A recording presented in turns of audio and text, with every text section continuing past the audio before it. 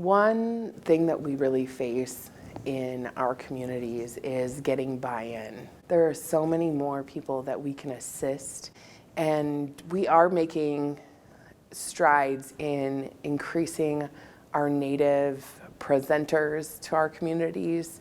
That's really been a switch that I've wanted to make, is to focus on getting instructors that are Native themselves, to increase the awareness of other Native entrepreneurs out there, to see more of our Native entrepreneurs giving our community members advice. Like, how did you start? What were the challenges you faced? What is your passion? What drives you?